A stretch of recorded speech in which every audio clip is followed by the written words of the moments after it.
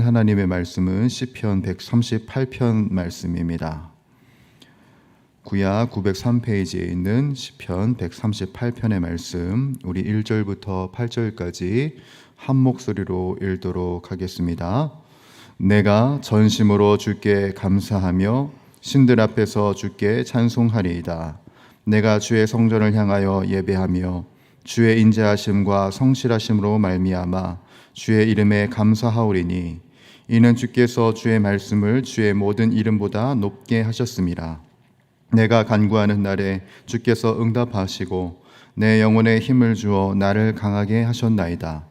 여호와여, 세상의 모든 왕들이 주께 감사할 것은 그들이 주의 입에 말씀을 들음이오며 그들이 여호와의 도를 노래할 것은 여호와의 영광이 크심이니이다.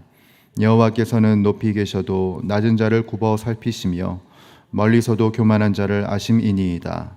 내가 환난 중에 다닐지라도 주께서 나를 살아나게 하시고 주의 손을 펴사 내 원수들의 분노를 막으시며 주의 오른손이 나를 구원하시리이다.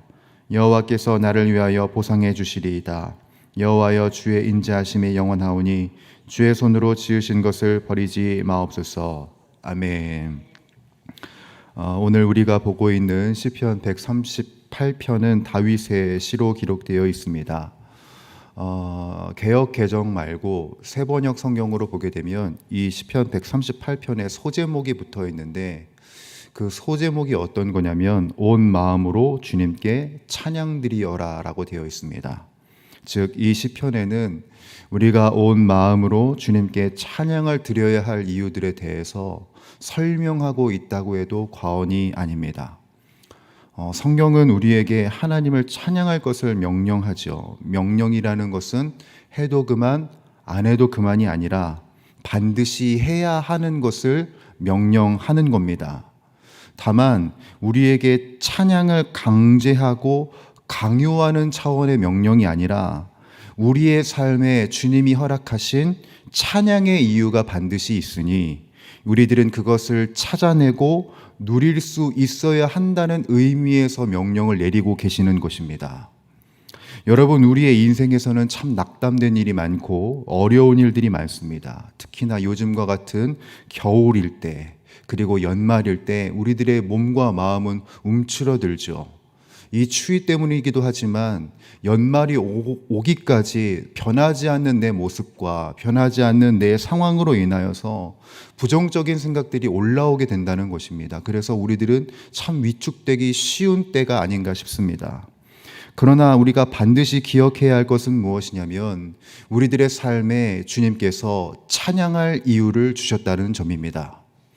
내 인생이 그냥 흘러가는 대로 두시는 것이 아니라 내 인생의 기쁨을 누릴 수 있는 이유, 우리들이 예배할 수 있는 이유, 찬양할 수 있는 이유를 분명히 주셨다는 점이에요. 우리들은 바로 그 은혜를 놓쳐서는 안 된다는 것입니다. 우리 모두가 그 은혜를 누릴 수 있기를 주님의 이름으로 간절히 소원합니다. 그것을 위해서 우리들은 이 8절의 말씀을 살펴볼 건데 그 중에 몇 구절만 중점적으로 제가 살펴보려고 합니다. 오늘 본문은 이렇게 시작을 하죠. 1절입니다. 내가 전심으로 주께 감사하며 신들 앞에서 주께 찬송하리이다. 아멘. 다윗이 이 서두를 열면서 말하기를 이 세상의 수많은 신들 앞에서 나는 하나님만을 찬양하겠다라고 선언을 합니다. 우리들이 이 1절을 굉장히 당연하다고 생각을 하지만 사실 우리들의 인생에 이 말씀을 정욕을 해보면 1절의 시작조차 쉽지 않다는 것을 아마 많은 분들이 느끼셨을 것이에요. 이 1절에, 오늘 1절의 신들을 다른 말로 하면 우상이라고도 말할 수 있겠습니다. 그렇죠? 우리들이 우상이라고 생각을 했을 때에 어떤 특이한 석상이나 비석들 같은 개념을 떠올리기가 쉽지만 여러분, 우상의 시작은 사람들이 중요하다고 생각하는 가치로부터 출발을 했다는 것을 우리들은 잊어서는 안 됩니다. 여러분, 우리들이 잘 알고 있는 맘몬은 무엇을 관장하는 신이라고 알려져 있습니까? 돈과 물질을 상징하는 신이라고 알려져 있습니다. 아세라는 다산의 상징이고요. 그리고 바알은 풍요의 신입니다. 자, 그러면 우리 이 자리에 계신 분들에게 좀 질문을 드려보겠습니다. 지금 이 자리에 앉아 계신 분들 중에서 돈 싫어하시는 분 계십니까? 이 자리에 앉아 계시는 분들 중에 솔직히 나 돈 싫다라고 말씀하실 수 있는 분은 아마 거의 없으실 것입니다. 요즘 같은 때 돈이 얼마나 중요합니까? 요즘 같은 때 출산이 얼마나 중요해요? 요즘 같은 때 풍요로움이 얼마나 중요합니까? 우리들은 그 모든 것을 다 가치 있다고 여기면서 살아가죠. 그것이 중요하다고 여기면서 살아갑니다. 여러분, 우상은 바로 이러한 인식에서부터 시작됐다는 겁니다. 그러니까 우상은 과거에 있었던 신이 아니라 지금 오늘날에도 자리 잡고 있다는 것을 우리들은 볼 수 있어요. 돈과 풍요로움과 다산은 여전히 신과 같은 위치에 있다는 것을 우리들이 보게 됩니다. 단적인 예로 돈 하나만 보더라도 여러분, 요즘에 돈 때문에 죽고 사는 사람들이 얼마나 많습니까? 그렇죠? 최근 일어나는 사건과 사고들 중에 돈과 연관되지 않은 사건과 사고는 거의 없다고 해도 무방할 정도로 많은 삶의 영역에 돈이 연관되어 있습니다. 즉, 어느덧 물질적인 가치가 우리를 죽게도 만들고 살게도 만들게 되었다는 점이죠. 이렇게 물질과 풍요들이 신들의 위치에 서 있는 것입니다. 그러한 세상의 풍토 속에 예배자였던 다윗이 여러분 무엇을 결정했다고요? 여러분 1절 다 같이 다시 한 번 더 읽어보겠습니다. 시작. 내가 전심으로 주께 감사하며 신들 앞에서 주께 찬송하리이다. 아멘. 다윗은 신들 앞에서 하나님을 찬양한다고 합니다. 사실 다윗에게 있어서도 돈과 풍요로움과 다산은요, 굉장히 중요한 가치들입니다. 왜 중요하냐면 다윗이 왕으로서 통치를 잘 했냐 못했냐를 바로 그것으로 결정할 수 있기 때문에 그렇죠. 자신의 커리어에 있어서 돈과 물질과 풍요로움과 다산은 너무 중요합니다. 저 왕 돈을 많이 벌기 때문에, 풍요롭게 하기 때문에, 다산을 했기 때문에 굉장히 좋은 왕이야 아니면 나쁜 왕이야 라는 평가를 받을 수 있는 굉장히 중요한 가치들이에요. 그런데 그럼에도 불구하고 다윗이 결정한 것은 무엇이냐면 돈이나 풍요로움에 혈안이 되지 않고 오직 주님을 향한 초점을 놓치지 않았다는 점입니다. 왜냐하면 다윗이 생각을 했을 때 나의 존재 가치는, 나의 가치는, 나라는 사람의 이 존재는 세상이 중요하다고 말하는 돈과 물질과 풍요로움에서 오는 것이 아니라 하나님과 나와의 관계에서 이어져 올 수 있음을 명백히 믿었기 때문입니다. 다윗이 왜 그렇게 결론을 내렸을까요? 여러분 2절 3절을 봐야 되는데 그중 3절만 우리 함께 읽어보겠습니다. 3절이요. 시작.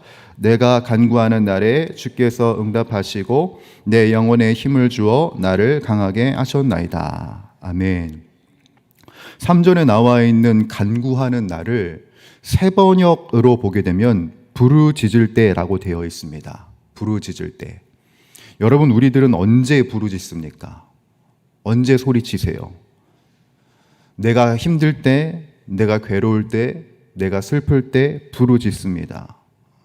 다윗의 생애를 보면 부르짖고 싶을 때가 참 많고 슬프고 힘든 때가 참 많았음을 보게 됩니다. 그 중에 대표적인 것이 믿었던 사람들에게 배신을 당하는 삶을 살지요. 장인 어른 사울을 위해서 열심히 일했단 말이에요.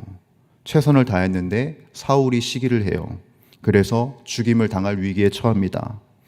자신의 아내 미갈이 있어요. 하나님을 찬양하는 남편을 조롱합니다. 아들 압살롬이 있어요. 아버지의 사랑으로 조국에 돌아왔지만 도리어 아버지를 내모는 아주 패역한 아들의 모습을 보였습니다. 여러분, 이 모든 사건이 하나님을 신뢰하지 않았기 때문에 일어난 것이 아니죠. 하나님을 신뢰했음에도 불구하고 벌어진 상황입니다. 저라면 하나님으로 인해서 평안을 찾을 수 없는 그 순간이 온다면 저는 다른 곳에 한번 눈을 돌려보았을 것 같습니다.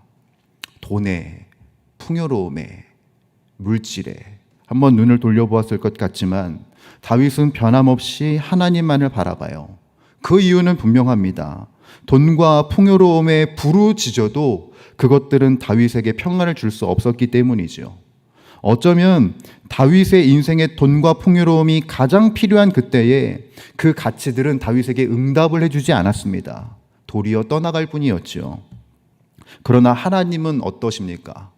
다윗이 괴롭고 힘들 때 결국 응답하셨고 언제나 응답하여 주셨습니다. 그래서 그를 강하게 해주셨지요. 여러분, 우리들이 기억해야 할 것이 무엇이냐면 성도의 힘은 결국 응답하시는 하나님으로 인해 주어지는 것이고 언제나 응답해 주시는 하나님으로부터 온다는 것을 우리들은 붙잡아야 돼요. 그래서 우리들은 7절을 한번 읽어보았으면 좋겠습니다. 7절 읽습니다. 시작. 내가 환난 중에 다닐지라도 주께서 나를 살아나게 하시고 주의 손을 펴사 내 원수들의 분노를 막으시며 주의 오른손이 나를 구원하시리이다. 아멘. 이 7절에 주께서 나를 살아나게 하시고 주의 손을 펴셨다라는 부분에 좀 표시를 해주시면 좋겠어요. 새 번역 성경으로 보게 되면은 주님께서 손을 내미셨다고 되어 있습니다. 이 말인즉슨 하나님께서 우리들의 인생에 얼마나 밀접하게 계시는지를 설명하는 구절이죠. 내 곁에서 손을 내밀어 주시는 주님, 내 옆에서 손을 내밀어 주시는 주님. 그러므로 다윗은 세상적 가치들을 찬양하지 않습니다. 나의 괴로움에 능히 응답해 주시고 우리들의 인생 가운데 밀접하게 찾아와 주시는 그 주님을 변함없이 찬양하는 것이지요. 여러분, 이 은혜가, 이러한 주님의 은혜가 다윗의 것만이 아님을 우리들이 믿어 의심치 않기를 소원합니다.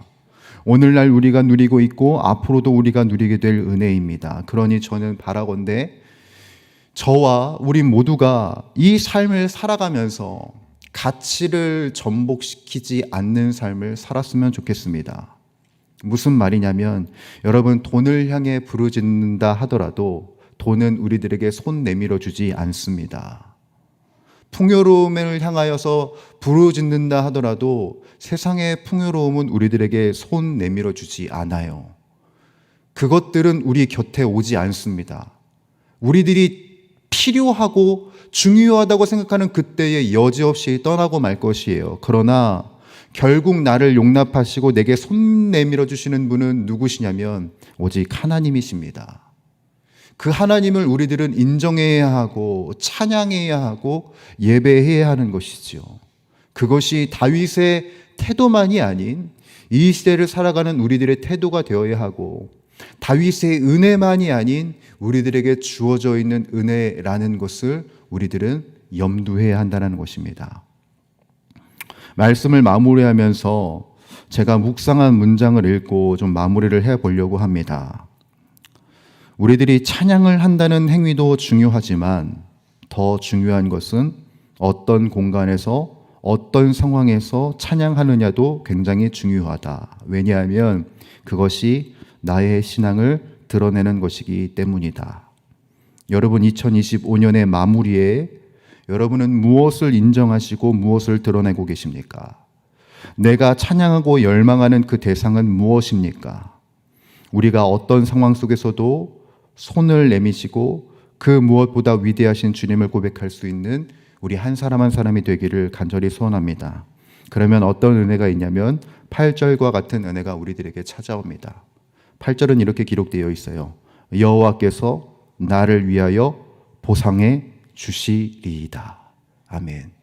그 삶은, 그 찬양은, 그 투쟁은 보잘것없는, 의미 없는 시간들이 아닙니다. 그 시간들을 통해서 주님의 보상해 주심이, 은혜 주심이 내려질 것이에요. 이 2025년은 이 마무리를 주님의 은혜 가운데 마무리할 수 있기를 소원하고 2026년을 주님을 찬양함으로써 내게 변함없이 손 내밀어 주시는 주님을 찬양함으로써 준비할 수 있는 우리 모두가 될 수 있기를 주님의 이름으로 간절히 축원합니다. 함께 기도하겠습니다. 사랑과 은혜가 충만하신 우리 주 하나님 아버지, 온 마음으로 주님께 찬양 드려야 할 이유를 우리들에게 다시금 알게 하여 주시니 감사합니다. 인생의 괴로움과 어려움이 있을 때 우리들에게 손 내밀어 주시는 주님을 우리들이 놓치지 않게 하여 주옵시고, 세상의 거짓된 가치에 우리들의 마음과 노력을 쏟아내는 것이 아니라 주님을 향하여 우리들의 전심을 드릴 수 있는 우리 모두가 다 되게 하여 주옵소서. 그래서 우리들의 인생에 결국 응답하시고 언제나 응답하시는 주님을 만끽하게 하여 주옵시고, 주님과의 더욱더 깊어진 관계를 통하여서 우리들의 입술에 우리들의 인생의 예배와 찬양이 끊이지 않는 삶이 될 수 있도록 은혜 위에 은혜를 더하여 주옵소서. 그렇게 우리 가운데 새날을 이루실 주님을 기대하오며 주 예수 그리스도의 이름으로 간절히 기도드립니다. 아멘. 이 시간 주님 가르쳐 주신 기도 함께 드리겠습니다. 하늘에 계신 우리 아버지, 아버지의 이름을 거룩하게 하시며 아버지의 나라가 오게 하시며 아버지의 뜻이 하늘에서와 같이 땅에서도 이루어지게 하소서.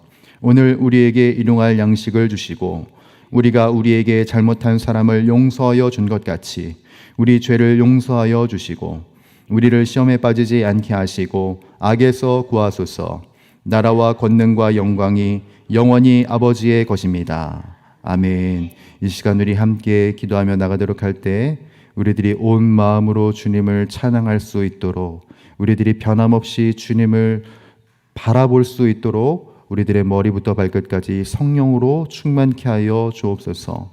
그로 인해서 마땅히 기도할 바를 알게 하여 주옵시고 우리들의 인생의 모든 것을 합력하여 선을 이루시는 그 하나님을 경험하게 하여 주옵소서.